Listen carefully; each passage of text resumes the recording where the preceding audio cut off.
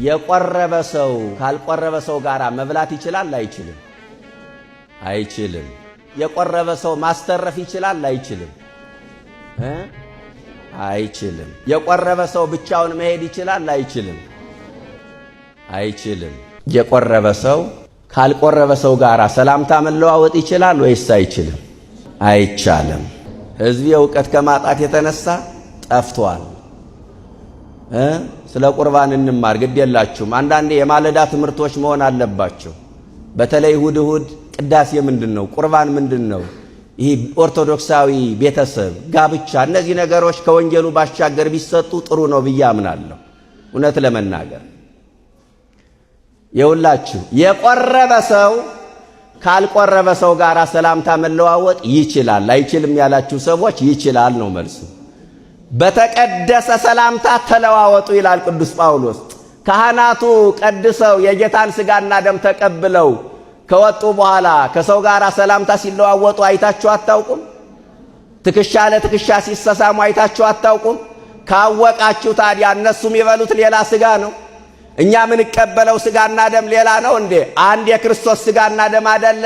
እንዲያውም ላልቆረበው ሰው ሰላም ስለውን የቆርቤ ለሱ የተቀደሰ ነው፣ የተቀደሰ ነው። ሁለተኛ የቆረበ ሰው ካልቆረበ ሰው ጋር ባጭሩ መብላት ይችላል። በረከቱ ነው ላልቆረበው ሰው፣ ነገ ለዛ ያበቃዋልና። ሶስተኛ የቆረበ ሰው ማስተረፍ የለበትም፣ ይችላል። ለምን? ስርዓታችን ምንድነው የሚለው? በሊ ወሰቲ ዘንበላቅ፣ ያለ ልክ መብላትና መጠጣት የለበትም ተብሎ ስርዓቱ ላይ ተጽፏል። እኛ ደግሞ ማስተረፍ የለብህም ካልነው ምን እያደረግነው ነው? እያጨናነቅነው ነው አይደለ? ከተጨናነቀ ደግሞ ምን ሊሆን ነው? ሊወጣ ነው ማለት ነው። አያችሁ፣ መጀመሪያ በመጠኑ እንዳያስተርፍ አድርጎ መመገብ አንድ ነገር ነው። ካስተረፈ ግን ማስተረፍ ይችላል። ማስተረፍ የለብህም ከተባለ ያለ ልክ ሊበላ ነው። ያ ከሆነ ደግሞ ሌላ ችግር ሊመጣ ነው፣ ስርዓቱንም ሊጋፋ ነው ማለት ነው። ሌላው የቆረበ ሰው ብቻውን አይሄድም። ለምን ሲባል ሰይጣን ያገኘዋል። ጉድ እኮ ነው። ስለዚህ ያልቆረበው የቆረበውን ይጠብቀዋል ማለት ነው። ያልቆረበው ምኑን ይጠብቀዋል? የቆረበውን ይጠብቀዋል። እኔ በገጠር አስታውሳለሁ፣ የቆረበ ሰው እንኳን ካጣ ብረት ማዳመጫ ታውቃላችሁ? የጥጥ ማዳመጫ ብረት ከትራስ ላይ የሚያደርጉ ሰዎች አሉ። የብረት ከዘራ ተሸክሞ የሚሄድ ሰው አውቃለሁ። እዚህ ከተማ ላይ ደግሞ መጽሐፍ ቅዱስ ሚንተራሰዋል። ይህ ነውር ነው በእውነት። አባቶቻችን አላሉም። ካሉ እንኳን ለምን መሰላችሁ? የቆረበ ሰው ብቻውን መሄድ የለበትም ብለው ከተናገሩ ሰይጣን ያገኘዋል ብለው አይደለም።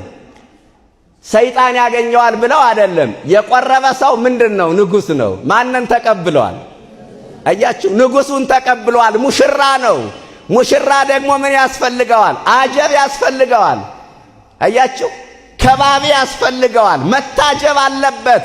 ሰይጣን ያገኘዋል በሚል ሰበብ አይደለም። ስለ ክብረ ቁርባን እንዴ ሰዎች ይታጀባሉ አይደለ? ለምንድን ነው የምናጅባቸው? አክብሮት ነው አይደለ? የክርስቶስን ሥጋና ደም የተቀበለ ሰው ሙሽራ ነው። ሙሽራ አጀብ ስለሚያስፈልገው ነው። ጠባቂ ያስፈልገዋል የሚባል እንጂ ሰይጣን ያገኘዋል በሚል ተልካሻ አስተሳሰብ አይደለም።